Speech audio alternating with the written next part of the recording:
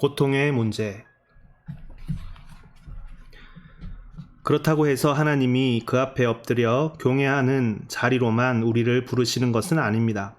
하나님은 현재 우리의 바람을 훨씬 뛰어넘는 자리, 피조물로서 신의 속성에 참여하며 신의 생명을 반사하는 자리로 우리를 부르십니다. 하나님은 그리스도로 옷 입으라고, 즉 하나님처럼 되라고 명하십니다. 하나님은 지금 우리가 스스로 원한다고 생각하는 것을 주시는 것이 아니라 우리가 좋아하든 좋아하지 않든 우리에게 필요한 것을 주고자 하십니다. 이번에도 우리는 하나님의 황송할 정도로 극진한 대접에 당황하게 됩니다. 너무 조금 사랑하시는데 당황하는 것이 아니라 너무 많이 사랑하시는데 당황하게 되는 것입니다. 그러나 아직도 우리는 진실에 다 이르지 못했습니다. 하나님이 우리의 유일한 선이신 것은 단순히 그가 독단적으로 우리를 그렇게 만드셨기 때문이 아닙니다. 오히려 그보다는 하나님이 모든 피조물의 유일한 선이시기 때문입니다. 그러므로 각 피조물은 하나님을 실현하되 자기 본성에 맞는 종류와 수준으로 실현하는 것에서 자신의 선을 발견해야 합니다. 그 종류와 수준은 피조물의 본성에 따라 다양할 수 있습니다만 그 외에 다른 선이 있을 수 있다고 생각하는 것은 무신론적인 몽상에 불과합니다. 출처는 정확히 모르겠지만 조지 맥도날드는 인간에게 다음과 같이 말씀하시는 하나님의 모습을 묘사한 바 있습니다. 너희는 나의 강함으로 강해져야 하고 나의 복됨으로 복받아야 한다. 나에게는 그 외에 줄 것이 없기 때문이다. 이것이 전체의 결론입니다. 하나님은 자신에게 없는 것을 주시는 것이 아니라 있는 것을 주십니다. 그는 없는 행복을 주시는 것이 아니라 있는 행복을 주십니다. 하나님이 될 것이냐, 피조물의 자리에서 하나님의 선함에 반응함으로써 그의 선함을 공유하며 그를 닮은 존재가 될 것이냐, 비참한 존재가 될 것이냐, 우리는 이 세 가지 중 하나를 선택해야 합니다. 우주에서 지배되는 유일한 먹을거리, 설사 다른 우주가 있다 해도 거기에서 자랄 수 있는 유일한 먹을거리, 먹는 법을 배우지 못하는 사람은 영원히 굶는 수밖에 없습니다.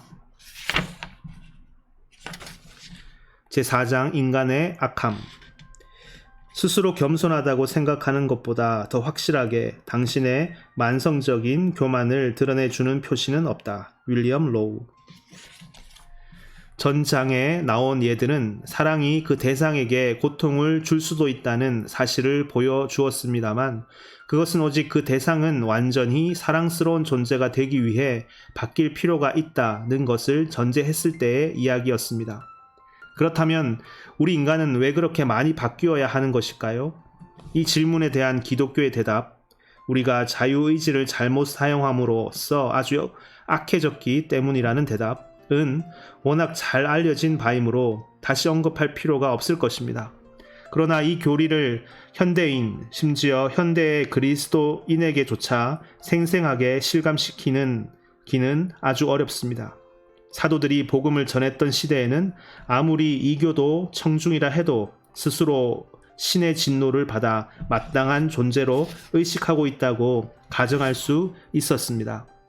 이교의 신비적 제의들은 이런 의식을 달래주기 위한 것이었고 에피쿠로스 철학이 주장한 바도 영원한 형벌의 두려움에서 구해주겠다는 것이었습니다.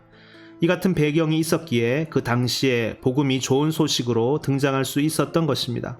복음은 스스로 죽을 병에 걸렸다는 것을 아는 사람들에게 치료받을 수 있다는 소식을 전해 주었습니다. 그러나 이제는 모든 상황이 변해버렸습니다. 요즘 사람들은 기독교가 진단하는 내용, 이것 자체만 놓고 보면 굉장히 나쁜 소식이지요. 을 먼저 접하기 전에는 그 치료법에 귀를 기울이지 않게 되었습니다. 상황을 이렇게 만든 주된 원인이 두 가지 있습니다. 첫 번째 원인은 지난 100여 년간 한 가지 덕목, 친절 내지는 자비만 지나치게 강조한 나머지 대부분의 사람들이 친절 이외의 덕목은 그다지 좋게 여기지 않으며 무자비함 이외의 악덕은 그다지 나쁘게 여기지 않게 되었다는 데 있습니다. 이처럼 윤리가 편향적으로 발전하는 것은 드물지 않은 현상으로서 다른 시대 사람들도 어떤 동목은 특별히 소중하게 여겼던 반면 어떤 악덕은 이상하리 많지 무감각하게 대하곤 했습니다.